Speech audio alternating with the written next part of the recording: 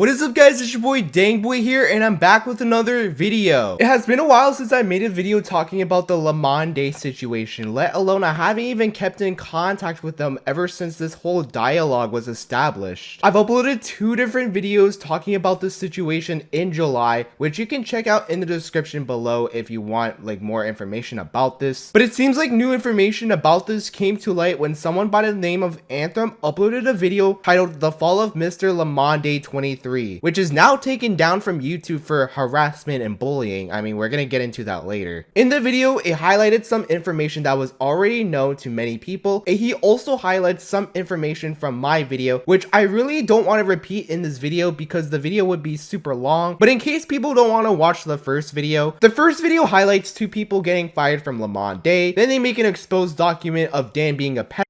This whole dialogue started, and that's when the owner of Lemonde released the statement, which I'm not going to read out. You can pause the video to read the statement, but this statement that you're looking at right now is actually from my first video, but you're just seeing the statement on the screen right now. Before I really talk into detail about this video, I like to publicly say that I don't condone any form of harassment in any way, shape, or form to anyone mentioned in this video. This video is not to promote harassment or violence. This video will be highlighting some facts, evidence, and some speculation. Anything that I address that has either limited or no evidence, I will claim that as speculation, as it's just allegations. There will also be no jokes in this video since topics like this is a serious issue. You're welcome to draw your own conclusions in the comments below. So you might be asking, why would I be making a video talking about the Lemonde situation if the information presented from Anthem's video is just simply repeating information that was already known? Because in my second video, I actually got some of the information wrong. In the second video, I claimed that Dan was underage and that he could possibly be 17 when all this happened, and that the victim was above the age of consent, which is 14 in Germany during the time I produced the video. We all had this discussion, like everyone was in a call. I didn't record it because, you know, I don't record people like, you know, having calls and stuff. The whole picture stuff, I can say that it did happen, but he did this like when he was like young, and he did all this in Germany, and that's where Avia Dan lives. And in Germany, the age of consent is 14, so he could basically like just send that to anyone, and he sent pictures of himself when he was 17. If it was 18, it would have been illegal, but he was 17, so it's not illegal at all. And the person that he sent the pictures to was above the age of consent. The age of consent is still 14 in Germany, if you're wondering, but I don't have any evidence of the conversations from when Dan claimed that he was underage when he sent pictures of himself. You know, the pictures that I can't show on YouTube because, you know, this video would be taken down, but you know what pictures I'm talking about. He sent those pictures to the victim, and as I mentioned in the second video, I don't like recording random people, especially without their consent, which is why I don't like really have any like physical evidence. But you're welcome to draw your own conclusions whether if this is true or not. And again, this is just speculation, this is just my opinion, but I think I remembered when Dan said himself that he was 17, because why would I say that he was 17 in the video if he wasn't 17? But again, these are just allegations. I'm not saying this is 100% true. Another mistake I also made in the video was that I claimed that Lemonde wasn't going to be open and that they were going to rebrand. However, that did not happen, or at least you could say it did, but it failed. Lemonde reopened its doors as I'm recording this right now, and they have about 8,700 members in the group. That's almost a quarter of what the group had before. Anthem's video shows video proof of the conversation, the pictures that he sent, and the Snapchat username that Dan was messaging the victim from. I won't show too much of the conversation as I don't want this video to violate any YouTube guidelines, but you could see some really disgusting things that were being mentioned on Snapchat. If you'd like to see the full video of the chat logs, there will be a link to the description where you can download Anthem's video and you can watch it for yourself. Keep in mind that the video is 23 minutes long and that the file size may be big, so it might take some time to like download the video, but you're going to see like a lot of stuff on that video. Now, people could argue and say that it could be someone else pretending to be Dan, since Snapchat has a feature to edit nicknames. While that is true, you're able to edit names on Snapchat, you aren't able to edit your username that you've registered with. So for example, if I were to register on Snapchat with the name Dang Roblox, which I did, you can go add my Snapchat, shameless self-promotion, but you know, I'm just trying to prove a point. But yeah, I took screenshots of basically like, you know, me changing my username, and you're able to do that. And notice how the thing says screenshot at the bottom, like you can see where it says screenshot. It notified my Snapchat account that I took a screenshot. If the victim were to take screenshots of the conversation, the victim would would have been threatened with legal action. That is something that we're going to be talking about later in the video though. Dan's Snapchat is shown in the video. It's also the same username as his SoundCloud account, which is now taken down, and also from Dan's Twitter account, which I'm sure the tweet has been taken down as well. That is proof that Dan owns that Snapchat account and he was messaging the victim from there. So I don't want any comments from people saying, oh, it's someone else pretending to be Dan, because it's not. It is coming from Dan himself. The video that was recorded to show the chat logs from Snapchat was actually from October 2019. New evidence came out that the victim was born on November 8, 2005. This was translated from Polish, and in Poland, the age of consent is 15. If you do the math right now, from the time when the victim was born, which is 2005, to 2019, you could see that the victim was under 14, so he was under the age of consent. The victim was 13 years old and 11 months old. Remember, the age of consent in Germany is 14, and in Poland, the age of consent is 15. Remember when I said that I got my information wrong when Dan claimed that he was underage when he sent pictures? This is alleged, but it turns out that he was actually 18 when he sent those pictures. And I said in my second video that if you're 18 and you're sending lewd pictures of yourself to someone under the age of consent, that would be illegal because they're not above the age of consent. If it was 18, it would have been illegal, but he was 17, so it's not illegal at all. Dan is 19 now, according to the screenshot that was taken on September 24, 2020. As you can see from the screenshot, moving into 20 could possibly mean that he is 19 right now going into 20. I also found out from my DMs that I actually sent Dan a happy birthday message in December 2018. Keep in mind that this is speculation, but didn't he say that he was underage when he sent lewd pictures and explicit messages? Why would Dan say that he's moving into 20 on September 2020 if he was 17 when all this happened in 2019? This would have meant he had to turn 18 in 2018 when I sent him the birthday message, and all this took place in October 2019. He was actually 18. If this were to happen in 2017, 2016, nobody would be talking about this right now because he was under the age of 18. But the issue is that he's 18, or he's 19 now, but he was 18 when he was sending pictures like that. So this is basically my opinions and my thoughts on this matter. It's safe to say that there is no opinion on this because being an adult and taking advantage of kids is wrong. Whether you like Dan or not, whether you support Lemonde or not, we all have to agree that this is wrong. There isn't a